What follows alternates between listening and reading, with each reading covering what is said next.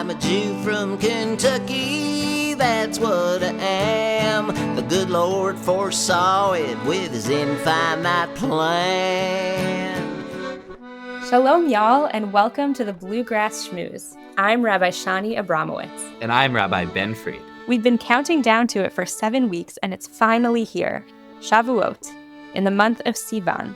On Shavuot, we celebrate receiving the Torah on Mount Sinai after a long journey through the desert. We'll learn all about it in this episode. And then we'll meet some Kentuckians who took their own long journeys towards self-realization. Jews by choice. That's all coming up on this episode of the Bluegrass Schmooze. Forever a Jew with Kentucky, my home.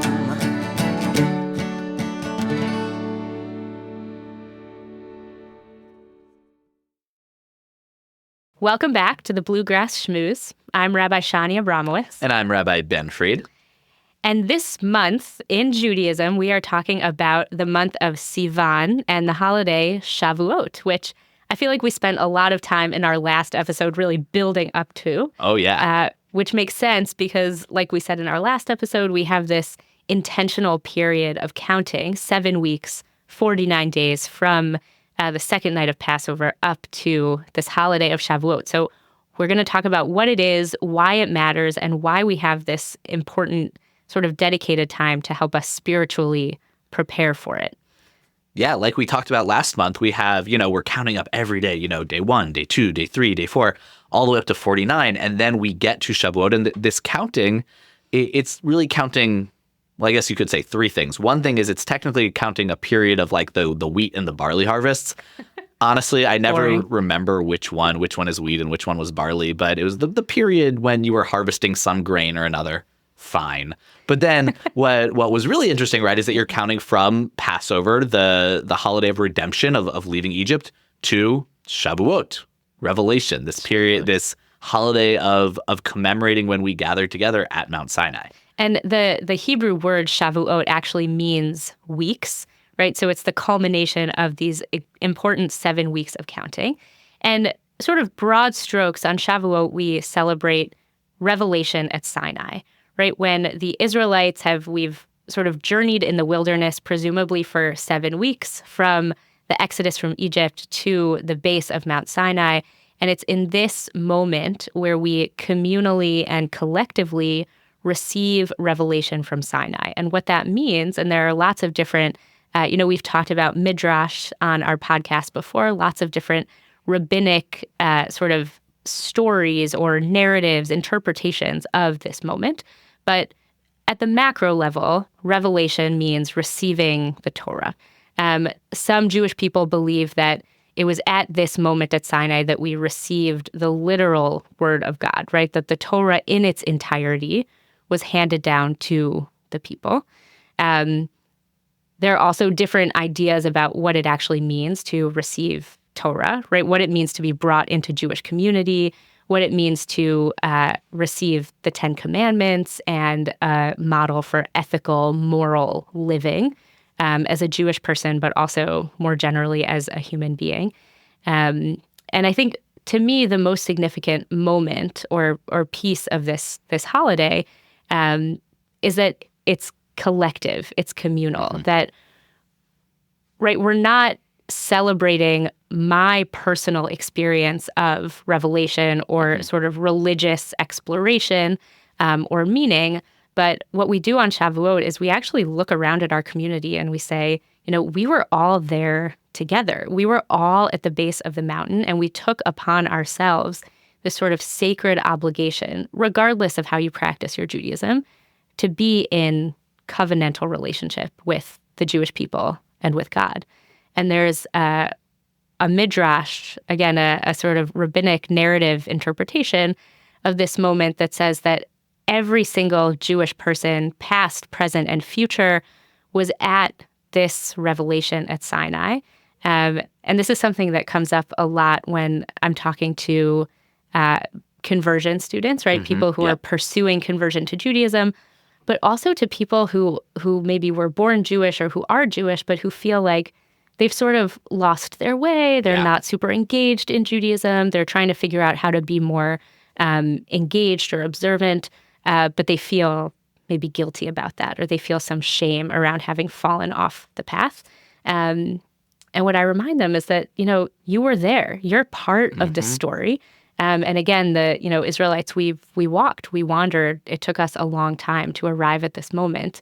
And so journeying to this place of sort of obligation and self-realization is all part of what we're doing on Shavuot.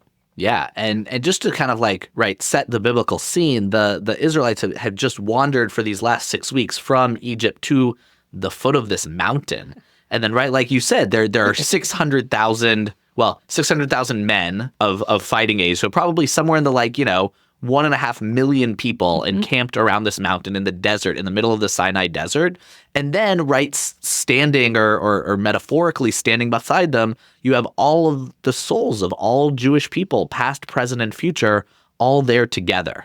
And I think it's just such an incredible moment and an incredible image. And then the question of what exactly happened there is so rich and is so powerful that it's this moment that we constantly look back to get inspiration. And I think it's really something notable and interesting about the Jewish tradition is that whereas many other cultures have a tradition of individual revelation, that in Islam, Muhammad had moments of revelation with the angel Gabriel. In Christianity, that Jesus has moments of revelation, of speaking with God. That in Judaism are the moment of revelation. We also have prophets who had individual moments of revelation, but that you also have this communal experience of, exactly as you said, of entering into this covenantal relationship with each other and with the divine. Yeah, which I think speaks to the sort of democratic and hopefully also egalitarian nature of Jewish practice, that we are all owners of this tradition. And that also can play out in lots of different ways. And there are, I think, important moments where Judaism is hierarchical in terms of, thinking about halakha and Jewish law and interpretations of law and sort of what are the sort of confines of traditional Jewish life. But I think Judaism is actually really transparent about the fact that each of us has a role to play in shaping not only what our Jewish lives look like, but what is Judaism. And especially in the 21st century, that is just such a loaded question that, again, will be different for every single person, regardless of, Yeah, and there's another amazing midrash that when God was speaking at Mount Sinai, and we'll get to a second, what exactly did God say there if it was such a big deal? But that when God was speaking, each and every person there heard it in whatever voice they needed to hear it in. It says that for a person who needed it to hear it in a whisper, they heard it in a whisper. For those who needed to hear it in a shout, they heard it in a shout. That for old and young and, that different people, whatever voice they needed to hear, that was what came to them. And so there was this ability that God has that clearly we don't, to speak to different people in that same moment, in that same time, in whatever voice they most needed to hear. This is, when I think about the experience of Jewish prayer, just to sort of bring us aside a little bit, to digress for just a second, when we're, not for a quick service that, maybe not, you don't get such a big crowd for, but on, let's say, Shabbat morning, or particularly during the high holidays, for me, those feel almost like recreations of Revelation at Sinai, because exactly for the reason and the midrash that you just shared, Ben, which is that we are each having a very intimate, sort of sacred experience of personal prayer. Yeah. But we're doing it together. And so the conversation that you might be having sort of with yourself or with God in that moment is obviously going to be very different from the conversation and the prayer that I'm having. And yet we might be standing next to each other, sort of witnessing each other davening and praying in that moment. And so I think about that midrash a lot. And, God has the power to speak to each of us in exactly the way that we need in exactly that moment. And it just reminds me that, like we were talking earlier, there are so many different ways that we recreate moments of revelation sort of in our daily lives. Yeah, and it really breaks apart that dichotomy, right, of the individual and the communal, that we often think of those as being opposed somehow, that either I have my individual self or I am part of community. And it actually says, no, that you are deeply both. that you have your own individual experience, and you can't have that own individual experience without being a part of that communal experience, right? Moses could not have had the experience at Sinai without the people, and each of those people couldn't have had it without each other and without the broader experience, which I think is really amazing. Yeah. Yeah. So there are two important moments, right? Two key moments where we receive revelation in the Torah. The first is in the book of Exodus, right? Parshat Yitro. And this is not long after we've left Egypt, just really a few Torah portions after that particular important moment.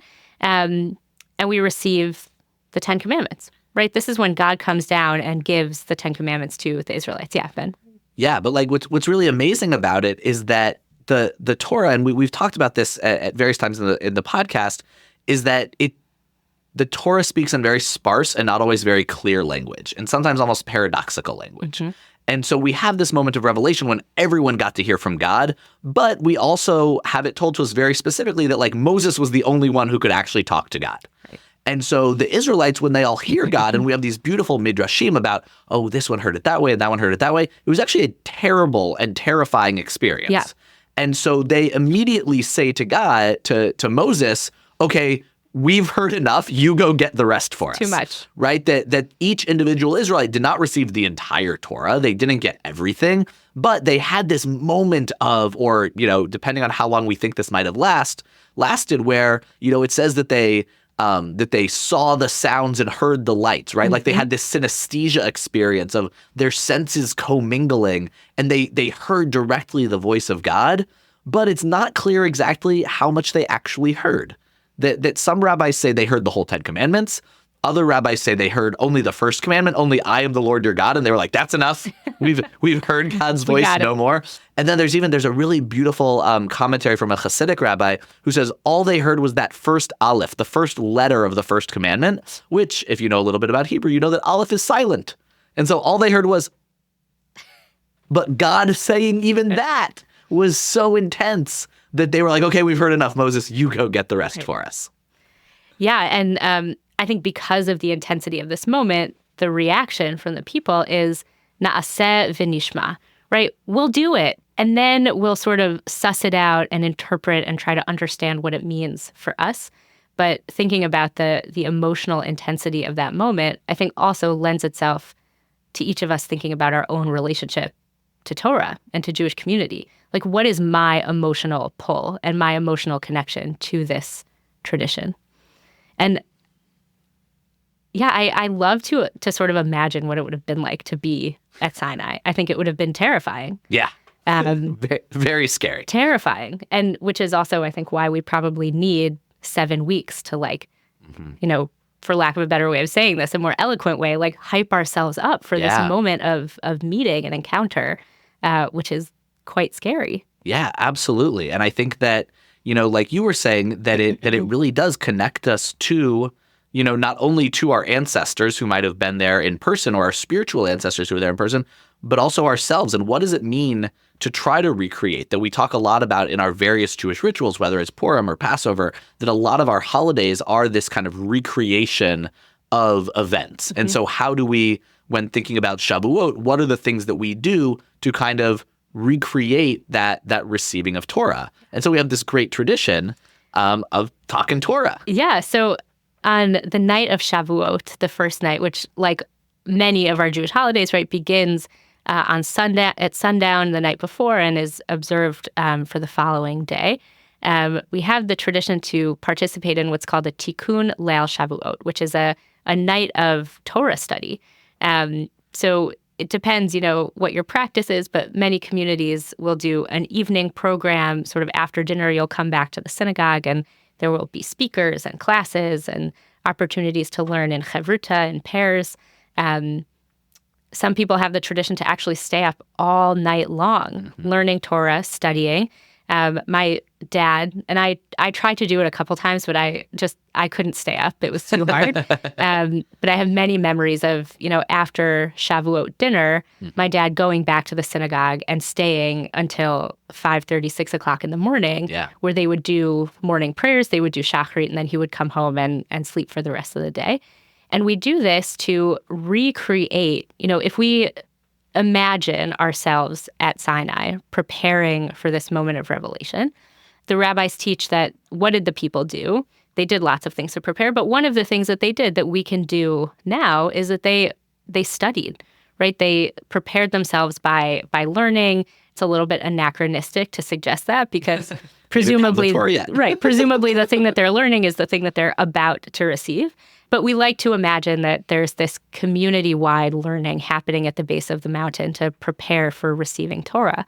And one of the most beautiful things about Torah study, I think, for a lot of people, it's intimidating and seems inaccessible because it is. It's a very hard thing to break into, and you need good teachers and good chevrutot, good study partners. But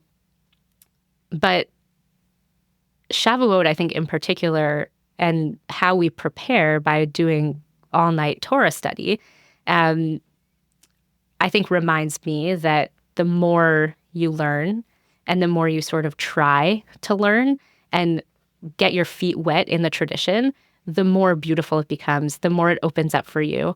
And, we have a saying in Judaism, Shivim panim la Torah, there are 70 faces to Torah, which means that, sure, we could read a verse and have a surface level interpretation or translation of that passage. And that could teach us something and something important.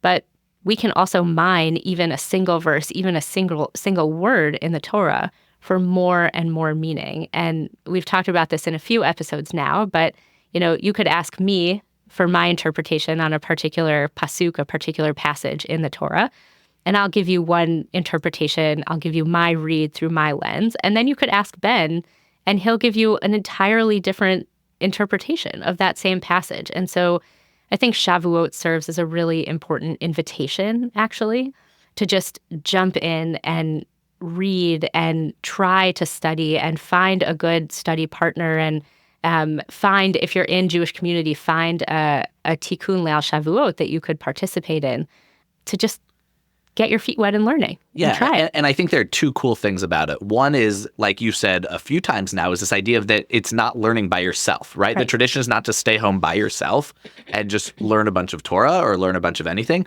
It's to go and be in community. Right. And be learning together, right? That we talked about that this revelation happened together, so we learn together.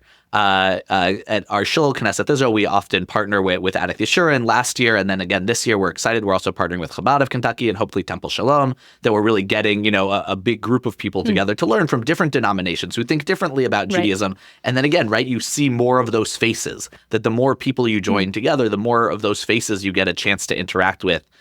Of the Torah. And the other reason why this is such a great, almost kind of like entry into Jewish learning is because people get weird late at night, right? Like, you might be like really seriously studying in the morning or in the afternoon, but like once it's past 10 o'clock, like, it gets a little funky. People might share some different interpretations that maybe they weren't thinking of beforehand, but just, there is some speculation that the all-night studying didn't really become a thing until coffee became a thing.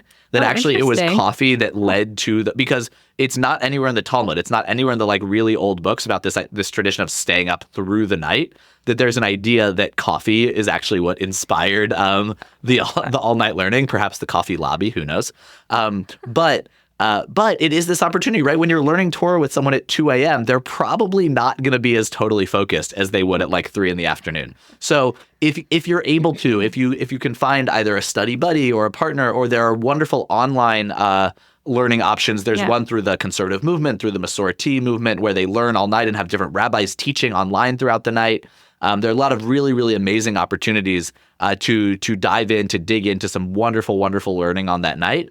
If you're in a major city, if you're listening and you're in New York, the JCC has this like amazing one where like every hour there's like 5 different classes that you could choose to go to, and it's incredible.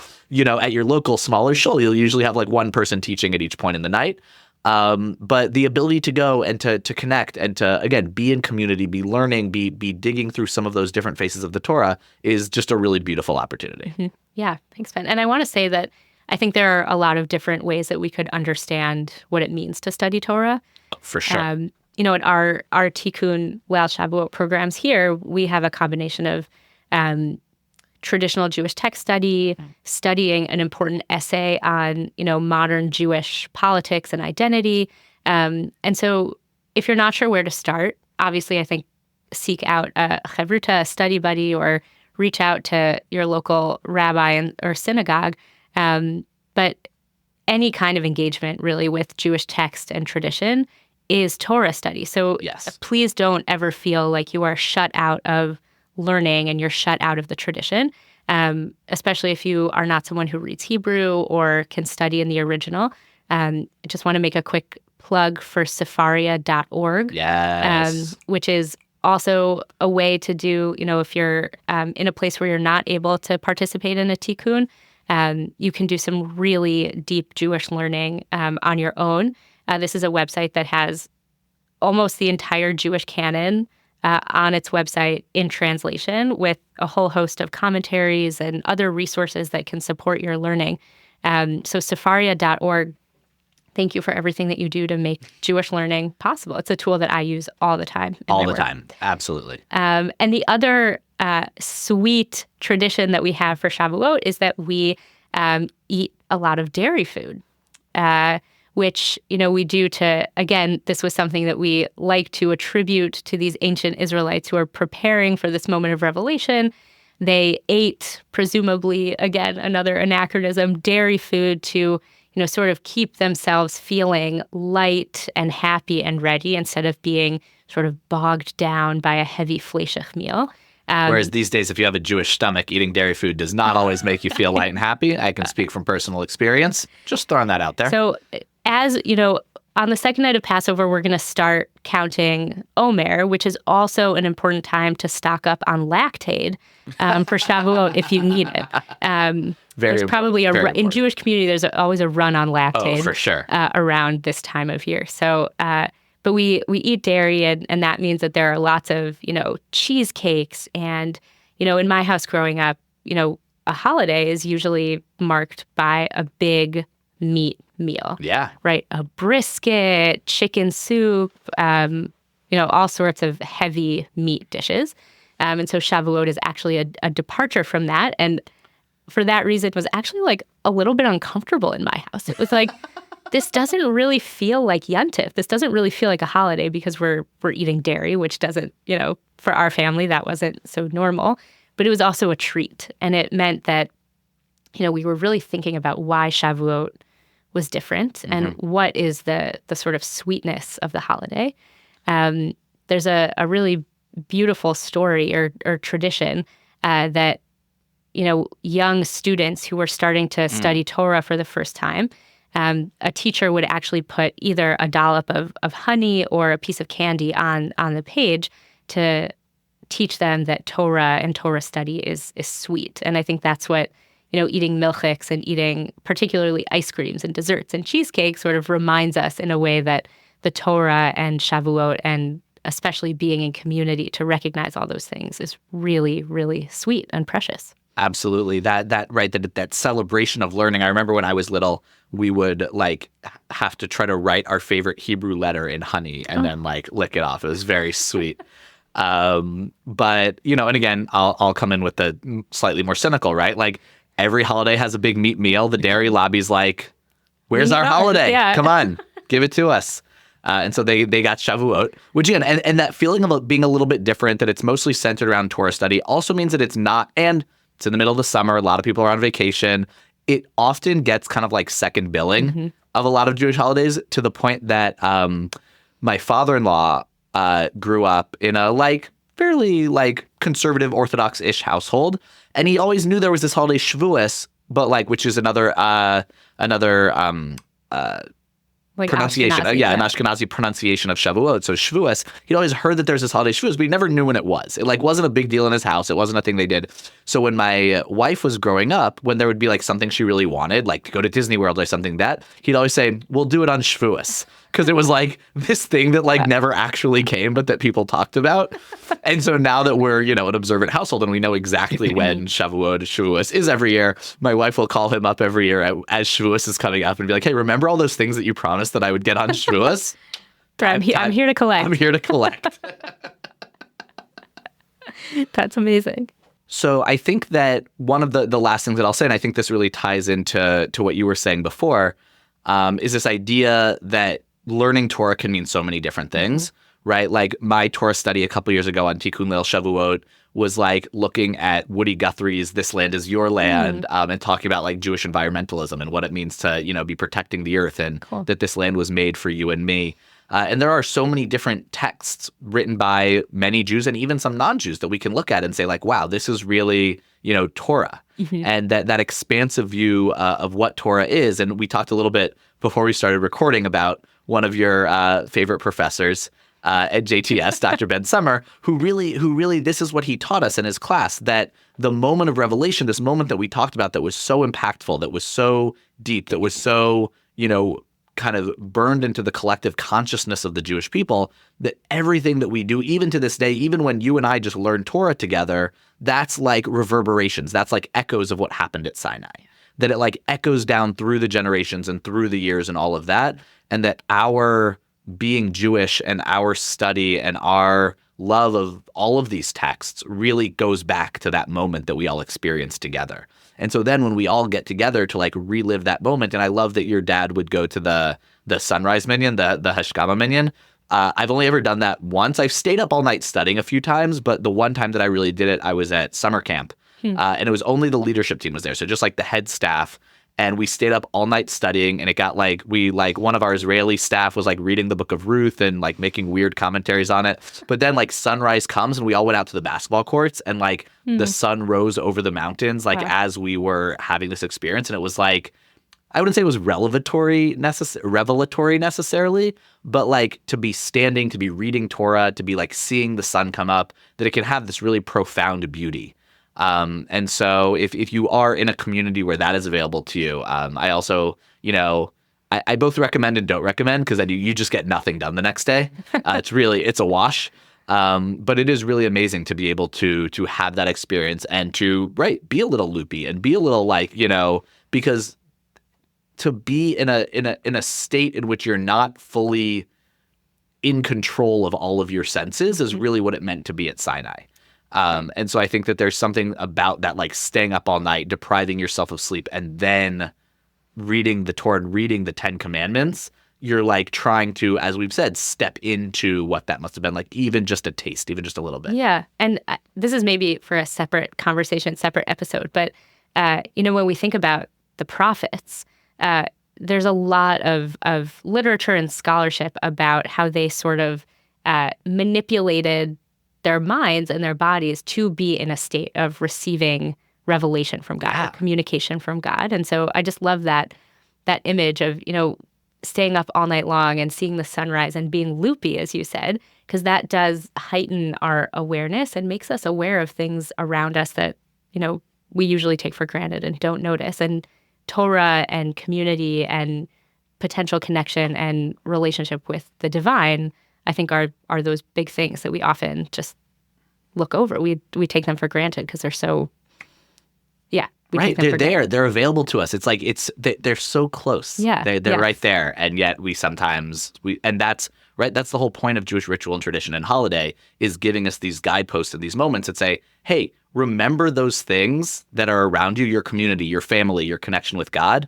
Time to check in. Right. Yes, that's such a beautiful way of putting it. And Shavuot, I think, not unlike Pesach, gives us a very clear experiential way to jump into all of that. Right here is how you can sort of recreate this moment. You can put yourself in the shoes of the Israelites, and even thousands of years later can experience revelation for yourself. So this Shavuot, we encourage you to think about what your Sinai moment is. How are you going to create that moment of commitment and dedication and learning and curiosity, and most importantly, community coming together.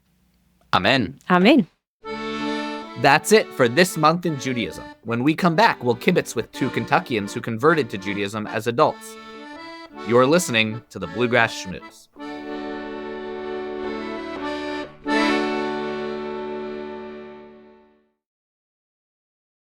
Shalom and welcome back to the Bluegrass Schmooze. We are here kibitzing with two Kentuckians today. Hal Forbess studied anthropology at Centre College and graduated in 2014. She finished her conversion to Judaism in 2015 and currently works in printing. She is an avid reader, writer, sewist, and crafter, and member of Ohave Zion Synagogue in Lexington. And Ken Shuck, a Louisville-based artist, graduated from Kentucky College of Art and Design at Spalding with a concentration in painting and drawing. He later earned a Master's of Divinity from Louisville Presbyterian Theological Seminary. He formally completed his conversion to Judaism just before the high holidays in 2023. Ken and Hal, welcome to the Schmooze. Welcome Hi, to the happy to be Schmooze. here. It's great to schmooze with you. So, obviously, for folks listening, we can tell that there is a little bit of a theme here between, well, there are a few themes between Hal and Ken. Obviously, artists and people who think deeply about the world around them, but also people who chose Judaism, who are, we often say, Jews by choice. So I was wondering if you could each tell us a little bit about that journey, about how you arrived at first the idea that Judaism would be right for you, and then what that conversion process was like. Ken, do you want to start? Well, I was actually raised Mormon. So that is a very different kind of background. I mean, you're already kind of used to feeling a little bit different, especially like being raised Mormon in Kentucky. So I like kind of already had that, like, I guess, chip on my shoulder, so to speak, as a child. But once I started college, I completely dropped out of that religion. More so because it didn't really allow me to have the intellectual questioning, exploration. I left that because I didn't want to have a belief system constraining what I could think about myself, what I could think about the world. And I was completely atheist for a while. And that was also the time when I started my transition. So I was born and raised as a girl in the Mormon religion, and then transitioned in the 2010s, like the early to mid 2010s, which was such a great time to be trans. And I'm serious, like the 2010s were like so much better than it is now. It's really bleak. So I took this like comparative like psychology of religion class in undergrad, and that like kind of opened up my thinking that religion can serve a different purpose other than belief. Like it has like a sociological, I guess, anthropological purpose. And I found that to be really, I was like, I guess, open to the idea that religion could provide something other than what I very naively thought was just like fairy tales and make believe. And so I explored some like my own kind of like spirituality stuff. And quickly, I guess in my early 20s, realized how dangerous that can be, how you can get manipulated as a spiritual seeker. Later found a community in organized religion through the Presbyterian Church of the United States of America, PCUSA, and I started going to Highland Presbyterian, and that was really great in terms of teaching me that it's possible to have a more lefty spaces for religion, and that people don't have to be so concerned with your belief, and belief isn't why you're all gathered there. Because that wasn't like I would say faith is still very central to like the Presbyterian experience, but like belief wasn't as like telling you what to believe wasn't really the concern of why they were there. That wasn't the experience I was having, at least. So I then, like, I guess in part of my quarter life crisis, went to seminary, and that was a whole lot, and I don't have to unpack it all. But I do have to say that in my third and final year, I realized that finally that I could no longer ignore the Jewish calling that I had. I started feeling, I guess, interested in Judaism as a teenager, but because it's more of a peoplehood, because it's more of a culture, and I was living in rural South Central Kentucky at the time,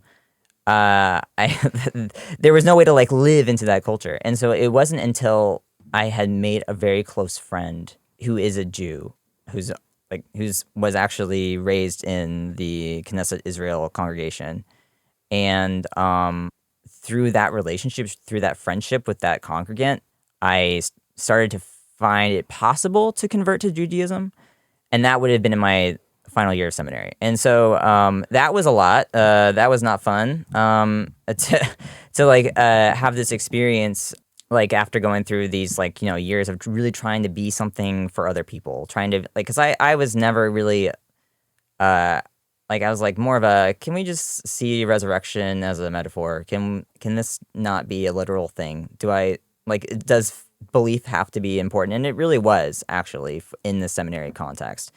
And that was really difficult for me. So it was always kind of like these years of masking while I was there. And being aware that I was masking and seeing what was underneath it, but then having to continue to mask for a full year was really challenging. Yeah. After I graduated, I pretty much immediately hit the ground running with conversion. I'm going to actually stop you there, and I'll ask Cal to also give her background, and then we can unpack more of the conversion process. Great. Perfect. Awesome. Yeah. I was raised Disciples of Christ.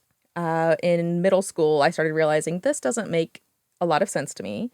I didn't like a lot of the history of Christianity. For example, the Crusades really bothered me. And I had... They really bother me too. Yeah. I also had a lot of questions that nobody wanted me to ask, and certainly no one wanted to answer.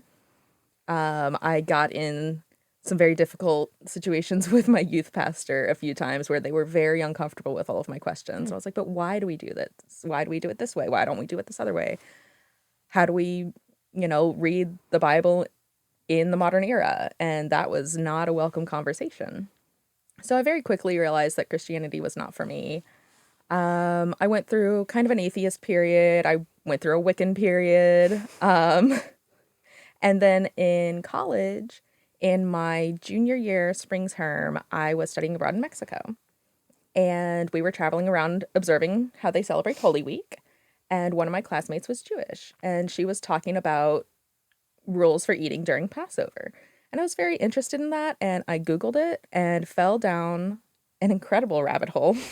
And when I finished study abroad and I came back to Lexington, I emailed the rabbi who was then at Ohavi Zion and started taking Intro to Judaism classes, and it was just a straight path from there. I always grew up, we have a very close family friend who their family is Jewish, and we grew up very close together. So I was always aware of Judaism and never seemed odd that I would explore Judaism. It was just something that was like, oh yeah, like this makes a lot of sense. I'm allowed to ask questions. And in fact, it's a great time. We love asking questions and talking about like, oh, what do we do this for? Why do we do it this way? Why don't we do it this other way?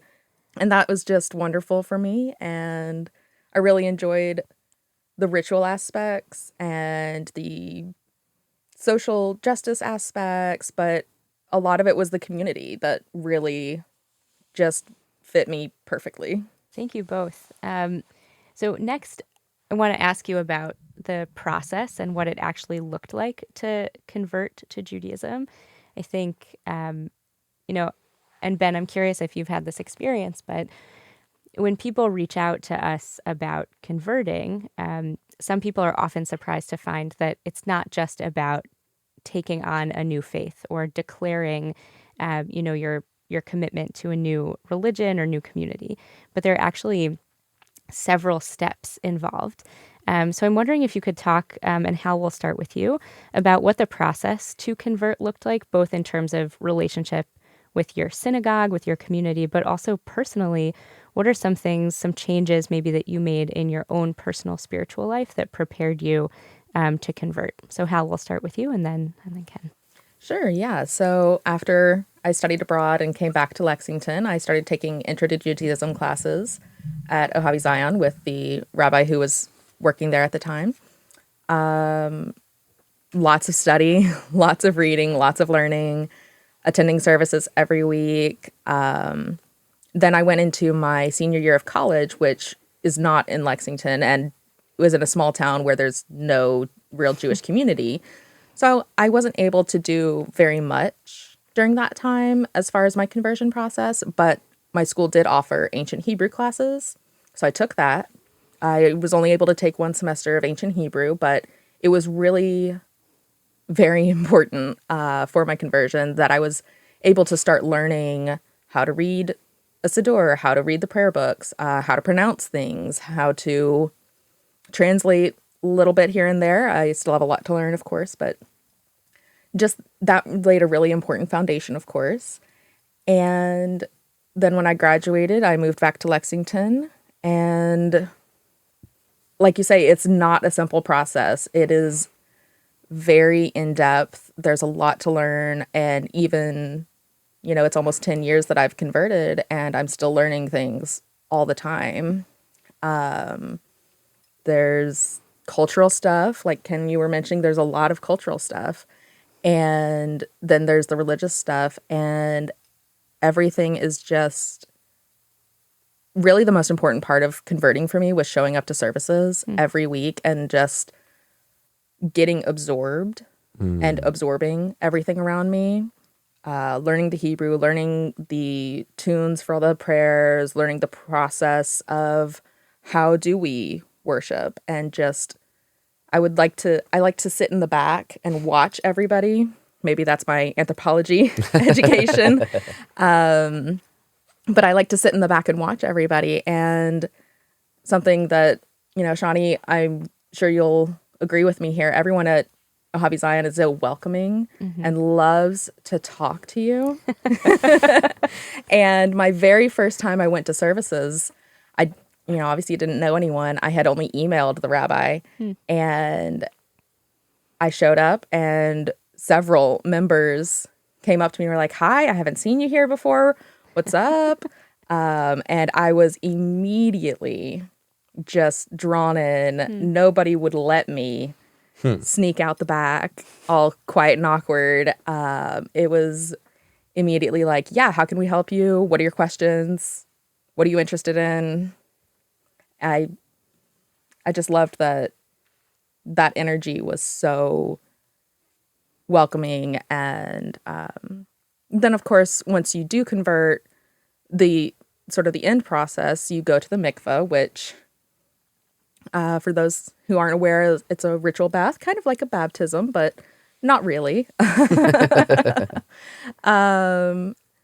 And you go before a Beit Din, which is kind of a panel of judges to determine, are you ready? Have you finished this long, long, long drawn out process of study and observation and learning?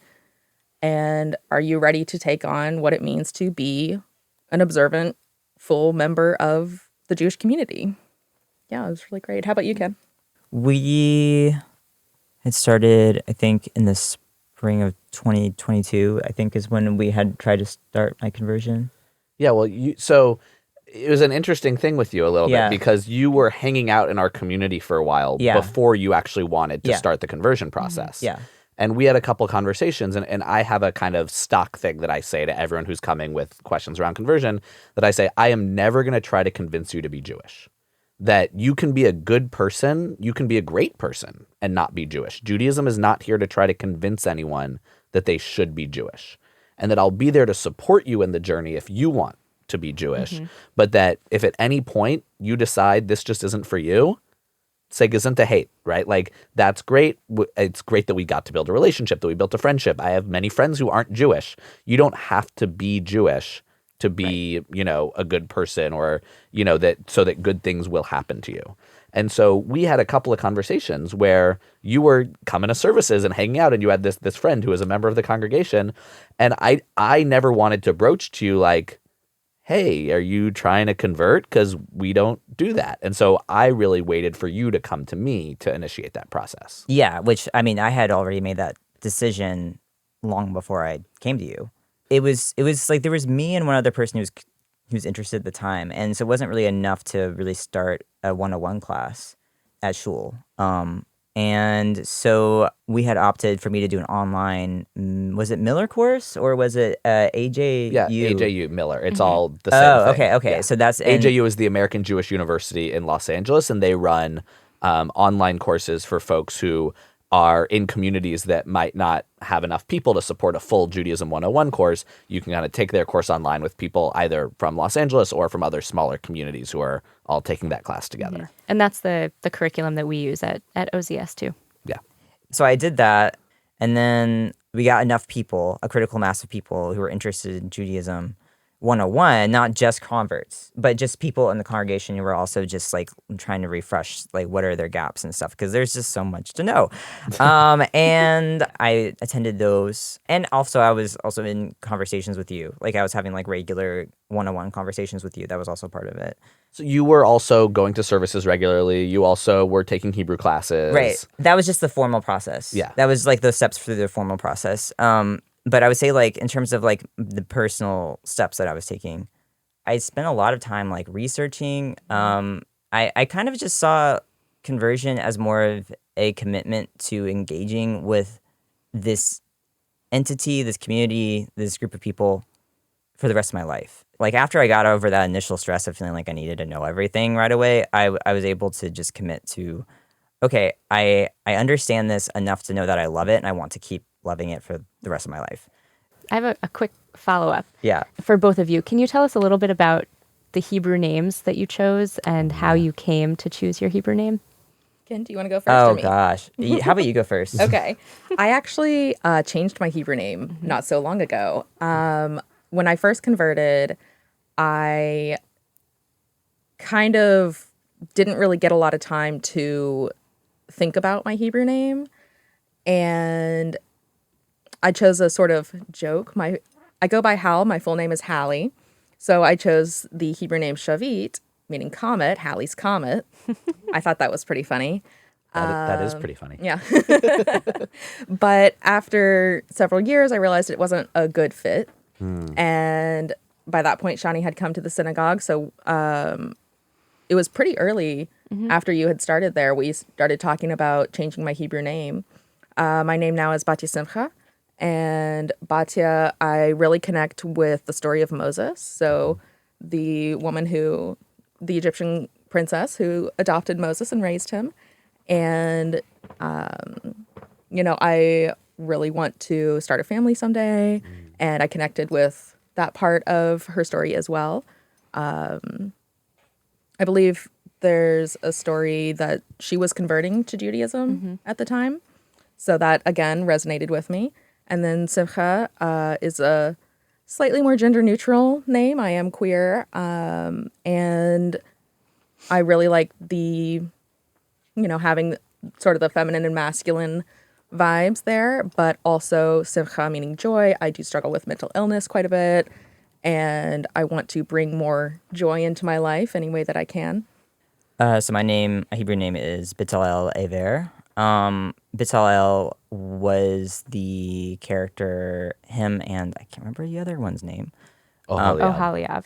Yeah, so they were both tasked with building the tabernacle or designing the tabernacle. So Bitzalel also means in the shadow of. So there's like this like combination of reverence, but then also using art as a means to express that reverence towards God. So that's big reason why I chose that. But then Aver is the root for Hebrew, but it also it means to cross. And so I'm trans. I've crossed a boundary of sorts. Like there's this and when you're trans, you never stop transing. Like it's just something that you're constantly in a state of transition. Right. And so this crossing, I'm identifying with that.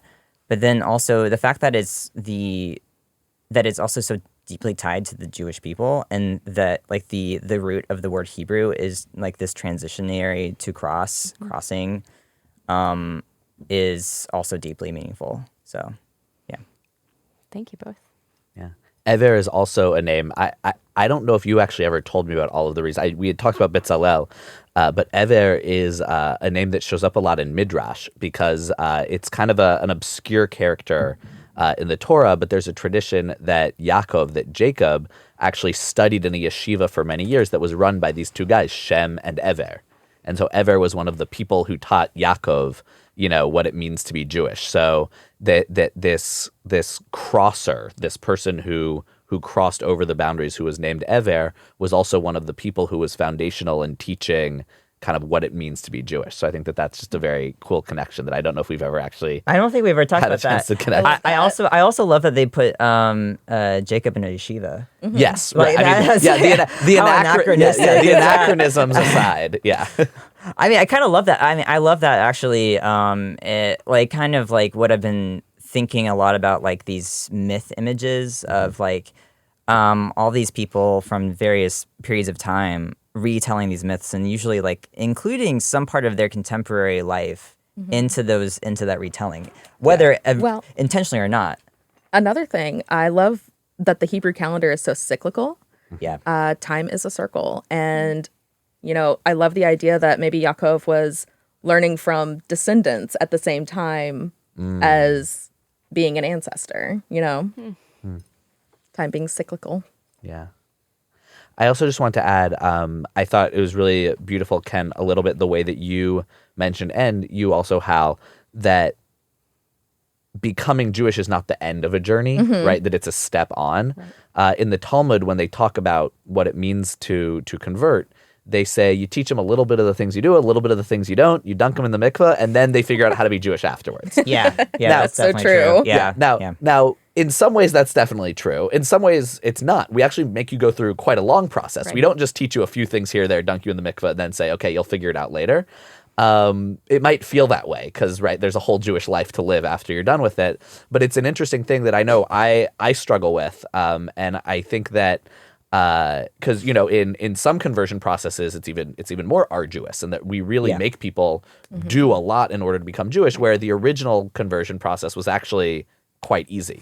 And so it's interesting of how to balance not wanting to put too much on someone who is converting such that the expectations on them are greater than they are on any other Jewish person, while also making sure that there's a level of entry, because in Judaism, once you convert, there's no converting out. No going back. No going back. Like once you're in, you're in. And so especially in the modern world where things can feel more shiftable, that to make sure that commitment is real and that commitment is there, and to not make it an easy process, while also not making it so hard that it is a bar that is impossible to clear. Yeah, it has like a long on-ramp period. Yeah. For you to get off. Hal and Ken, you both mentioned sort of the communal and cultural aspects of obviously being part of Jewish community, but converting in particular. And for me, the class, the Judaism 101 class that we run is required. It's sort of a prerequisite. But actually the most important part of the process is showing up, being in community, because you learn all of those cultural, religious, spiritual cues by watching other people. And we were talking about this a little bit on our way up today, that I think especially in a place like Kentucky, where the Jewish community is smaller and definitely not predominant by any stretch of the imagination culturally, it requires a lot of imagination and creativity to sort of think about what your Jewish life could look like. And you can only start to do that imagining and then that living by sort of learning from other people who have gone through it and who are actively living it. So being part of the community and showing up, as you both mentioned, is almost to me more important than the book smarts and the knowledge and sort of the, right, sort of I've checked off this list in terms of what I've learned and what we can do and what we can't do. But really being present in community is, to me, the most important piece. It's instructive and life-giving. I would very much agree with that. Well, yeah, I mean, thinking that like if you have the knowledge and that's what makes you Jewish, is like thinking that we're just these brains that are kind of floating in the universe. Like we're not, we have a body, and I think that the embodiedness of like you shuckle, you move back and forth, you you stand up, you sit down. You do a lot of that. A lot of that. And like, but then like eventually you just over time, your body just gets used to this ritual and you're not really thinking as you're doing it. You're just doing it. And like, you're allowing something to be kind of channeled through you. And that's really cool, but that doesn't happen right away.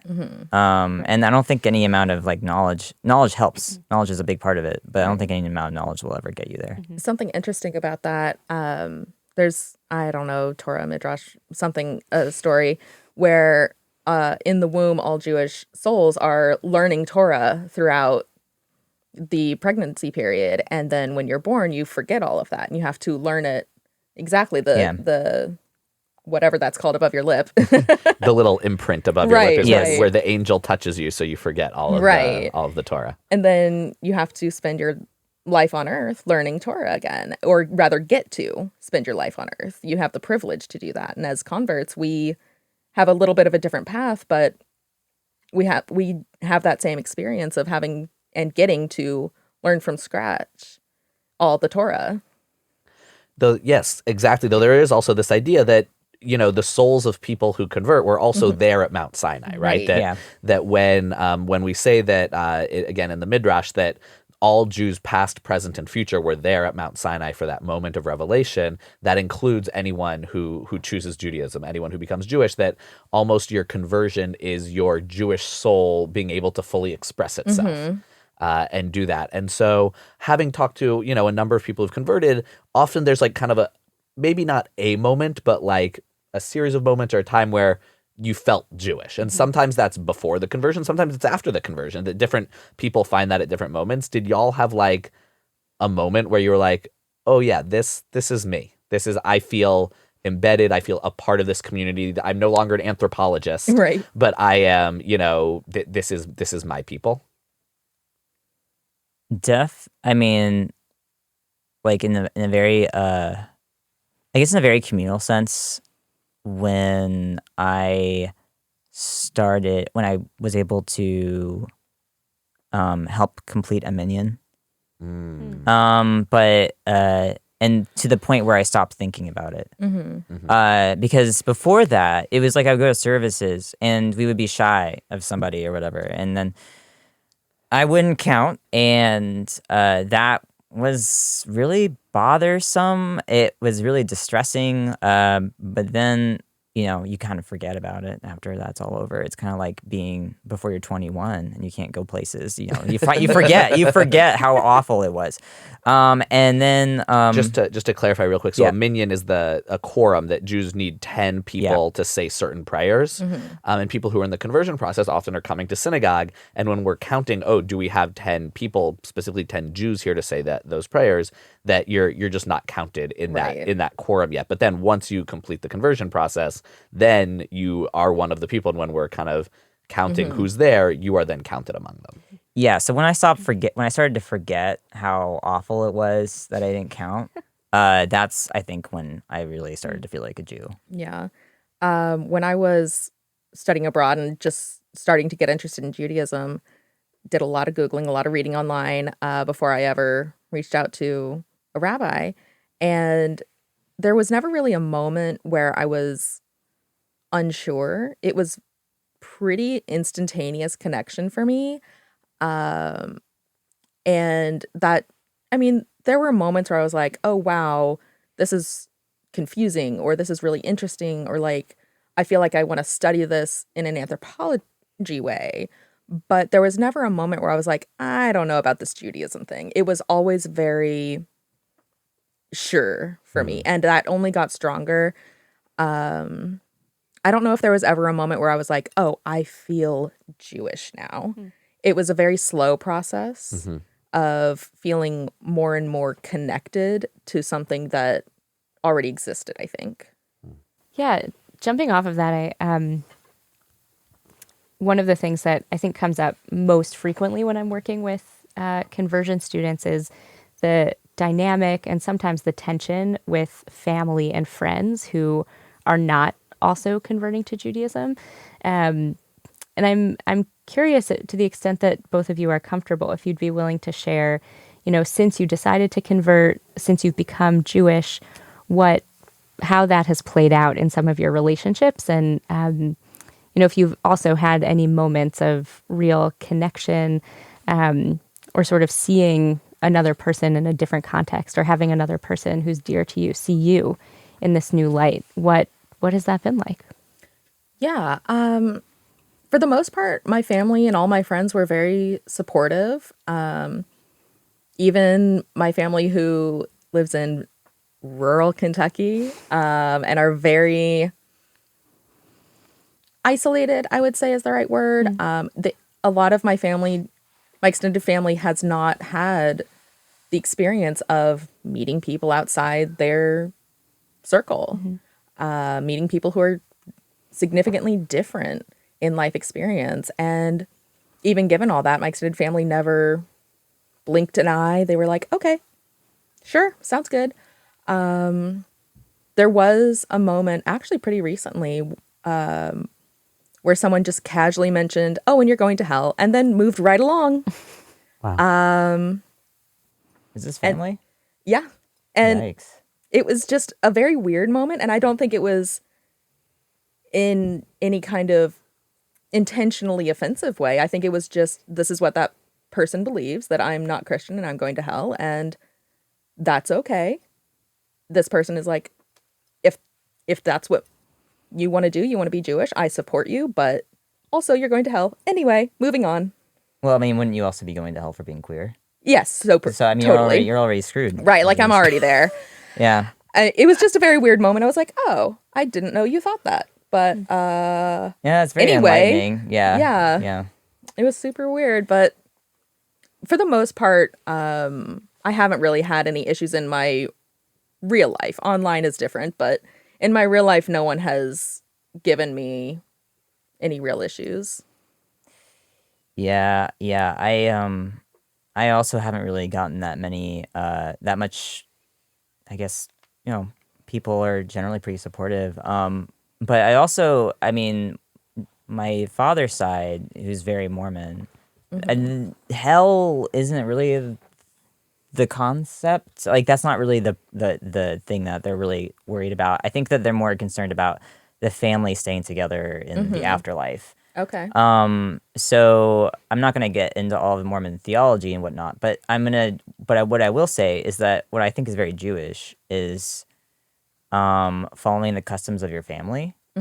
And so when I'm with my father's side, I won't make any proclamations of faith, but my when I'm with my grandmother, who I love immensely, like I will engage with them in their Mormon culture.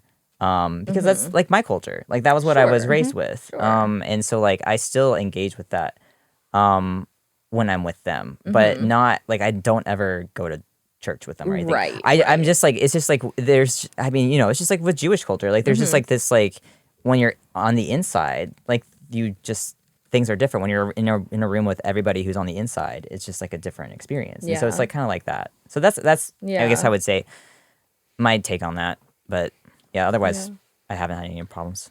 Yeah, and that's good to hear that for the most part you haven't had too many problems with friends and family, but they're also, as Shani mentioned before, living in Kentucky, Jews, not the predominant culture. Yeah. And there are some challenges, and even kind of as I was saying, that story from the Talmud that you teach them a few things here, a few things there, and have them done. The other thing you're supposed to do is you ask them, are you really sure you want to do this? Don't you know that Jews are persecuted and, and problematized? And there's anti-Semitism. Well, they didn't have the word anti-Semitism at the time of the Talmud, but Another basically, anachronism. like, don't you know this isn't real? This is really hard to do, to really make sure that the person knew that they were getting into. And so I'm curious if you have faced challenges, whether here in Kentucky or online, or what some of that looks like, and how being Jewish has kind of impacted the way that you just live as a person in the world when coming into contact with people who are perhaps less than friendly towards us. Right. Ken, do you want to start or me? I would say that my ability to kind of sniff out anti-Semitism dog whistles have gotten a lot better. I've learned as I have like spent more time with anti-Semitism as a concept, more personally.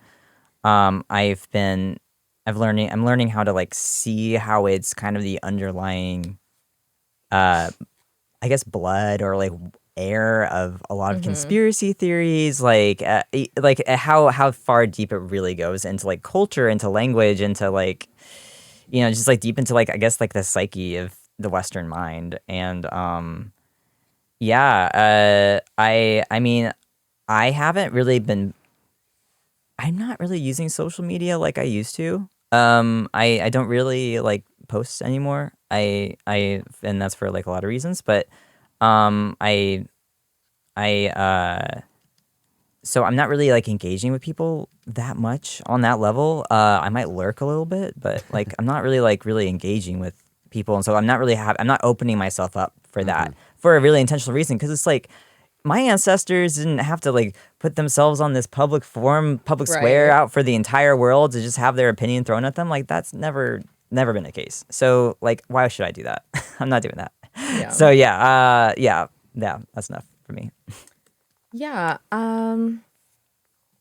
When I first converted, you talked about writing essay answers. I did the same. And one of the essay questions was about, are you ready to experience anti-Semitism?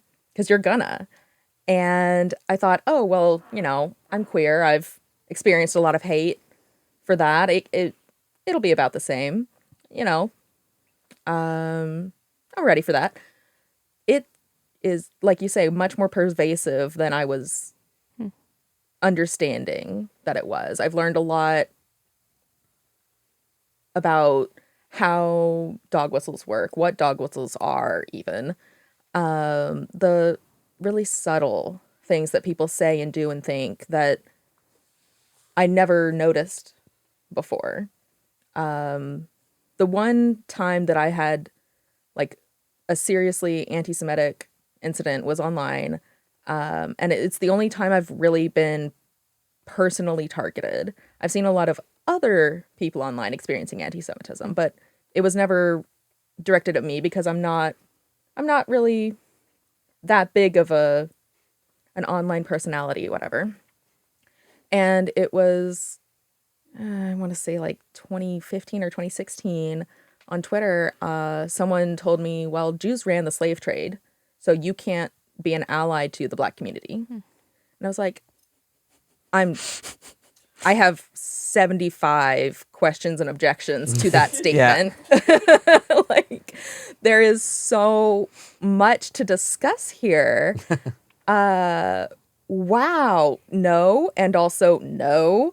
And also, where are you getting these ideas? And, it was interesting. I wrote that off as like, oh, that's just one weirdo.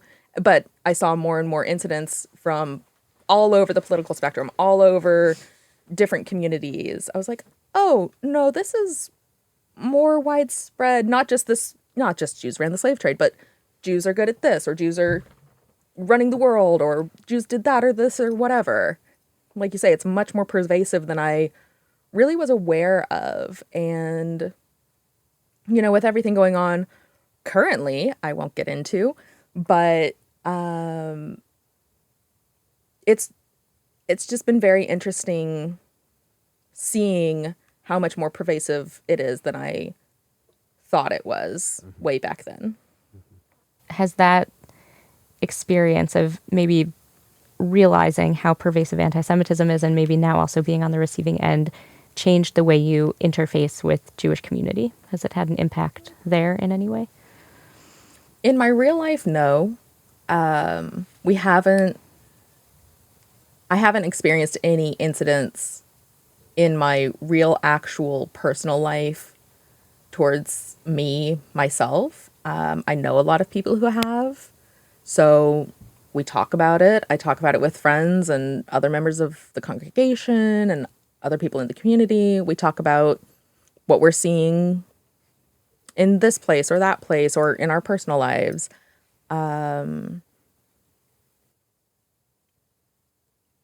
I think it's just a matter of I'm able to talk about it more intelligently now than I was.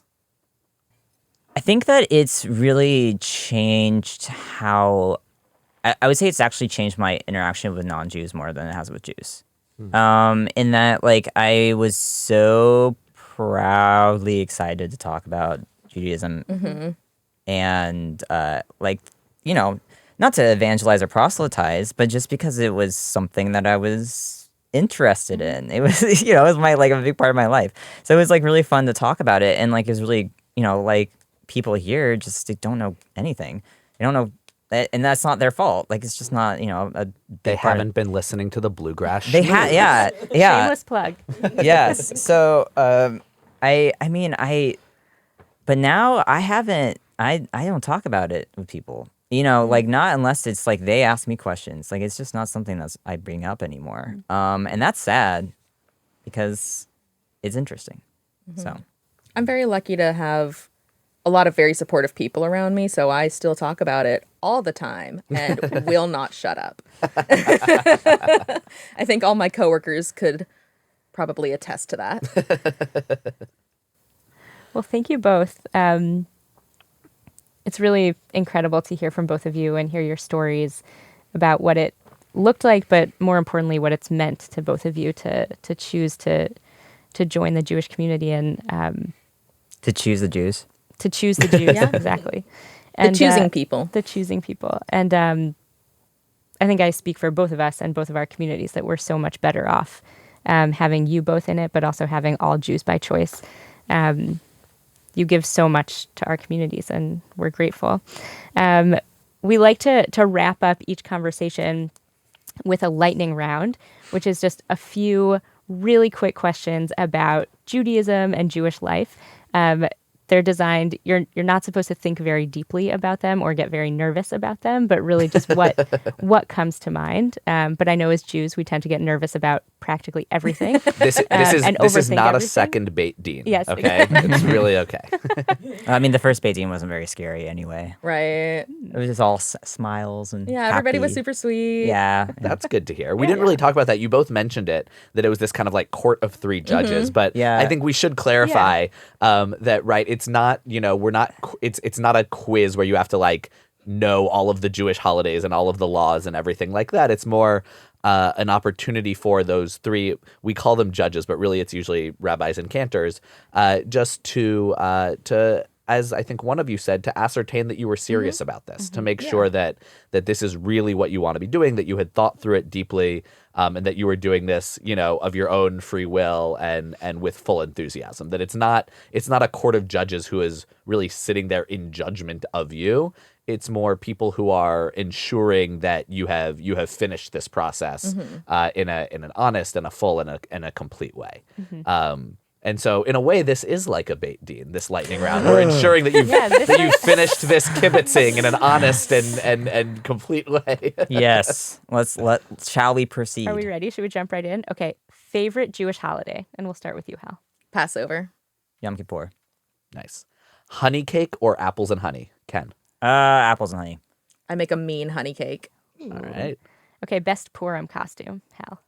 This year I was strawberry shortcake. It was a great costume. Yeah. Can confirm. I was a sheet of paper as my first year. I still think that one's good. I'll repeat that one somehow. It's pretty excellent. Yeah. Best breakfast food after Yom Kippur?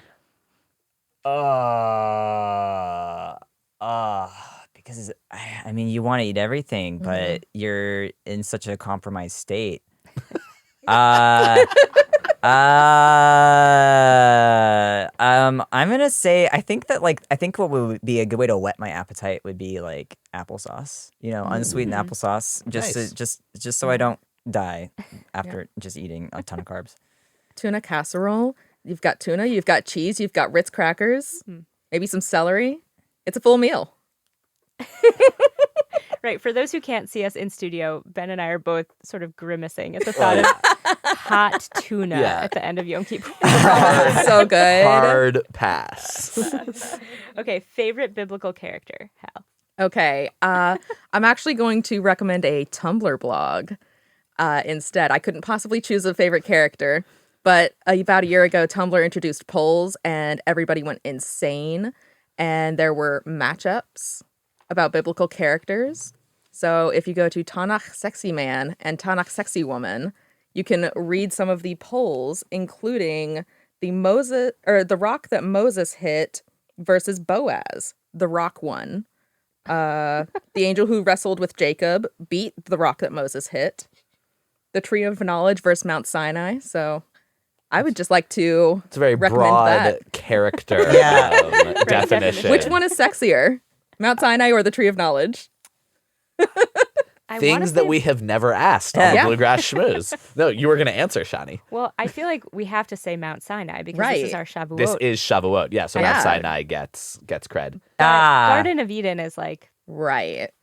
so There were a second. lot of debates. I can imagine, as Yeah. you would hope in Yes. a Jewish context. Yes. Ken, it's favorite fascinating. biblical character? Oh man, I mean I'm bad at favorites because they change all the time. But I would say that like what came to mind was Jephthah. Yiftach. Yiftach, Book of Judges. Yes. Yeah, I don't know why. That's what came to mind. That's the All right. story of the guy who killed his daughter. Yeah. Yeah. Anyway, so Okay, Fascinating. Little out of Favorite- left field. I'm in a Compelling, horror. interesting. I'm in a horror kick right now. Okay, that makes Okay. that makes more sense. Yeah. And then finally, All right. Hamantashen or Latka. There is a correct answer to this one. Vodka. Latkes are more consistent, but a really good Hamantashen will beat a latke every time. That is true. It's true. I have been disappointed by many Hamantashen. A bad Hamantashen is Yeah. terrible, but a really good Hamantashen, Vodka's, doesn't take a lot. to Yeah. make it Doesn't. good. A little bit of oil, a little bit of potato, a little bit of Yeah. salt. A lot easier. All right, we have reached the conclusion of our time, but before we go, we have to offer our l'chaims of the month. So your l'chaim of the month can be to a person, to an organization. It could be someone you want to highlight. Could be someone who's doing really good work in the community that you want to, give big ups to. Someone you want to say thank you to. Any or all of the above is what the l'chaim of the month is all about. So, anyone have a l'chaim they want to jump in on? L'chaim to millet, the grain, because it's doesn't take a lot of water to grow. It's hardy and insect resistant. So great. L'chaim. L'chaim. l'chaim to my mom and my grandmother, whose birthdays are coming up in a few days. Happy birthday. L'chaim. Happy birthday. They're one day apart. Whoa! Wow. Happy birthday. Happy birthday. Yeah. I think my l'chaim of the month this time is to all of the upcoming conversions we have in our community. We have a wonderful cohort. We have 6 a conversions huge coming up Wow. over the course of the summer and fall. Need to talk to you about that, Ben. Yeah. But they just have been all of these students, each of them in their own way, have been so involved and dedicated to our community and have really enriched us. And I'm so excited to see them through this next step. So l'chaim to all of our conversion students. L'chaim. Chaim. And I had a similar thought. We also just completed our Judaism 101 class for the year, and we have a cohort that is coming through the summer doing their little bit of extra study, a little bit of extra engagement. I think we also have about 6 adults and then like a gaggle of children, which is very exciting. Gaggle is the technical term. But I'm just really, really excited for them and for everyone who I've had the honor of being a part of their conversion process. It's been a really, I think that there's a concept not just in Judaism, but everywhere, that you learn the most from your students. And I think that I learn so much about what it means to be Jewish from people who are choosing Judaism. And so to all of those who are in the process of and who have completed that portion of their Jewish journey, l'chaim. L'chaim. L'chaim. L'chaim. Thank you so much for kibitzing with us, y'all. Thank you both Thanks so for much. having us. Thanks for joining us this month. We hope your own journey takes you where you need to go. See you next time for Tammuz, when we explore egalitarianism in Judaism and kibitz with some Jewish women making their mark in Kentucky. The Bluegrass Schmooze is created and produced by Rabbi Shani Abramowitz and me, Rabbi Ben Fried. Our executive producer is Laura Ellis. Our opening and closing song is Jew from Kentucky, written by Dan Byrne and performed by Dan Byrne and Bridget Caitlin. Thanks to Knesset Israel Congregation in Louisville and Ohave Zion Synagogue in Lexington for believing in 2 young rabbis and helping us make this podcast a reality. Our show is made possible by support from the Jewish Heritage Fund. The Bluegrass Schmooze is a part of the Louisville Public Media Podcast Incubator, with support from the Eye Care Institute's Butchertown Clinical Trials. Find us on Instagram for lots of extra content. We're at Bluegrass Schmooze, or send us an email at schmooze@lpm.org. To keep in touch and to learn how you can help us continue this work, visit bluegrassschmooze.org. We're Jews from Kentucky, that's what we are. We drink our mint juleps from a kosher dill jar. Wherever we wander, wherever we roam, Jews from Kentucky is always at home.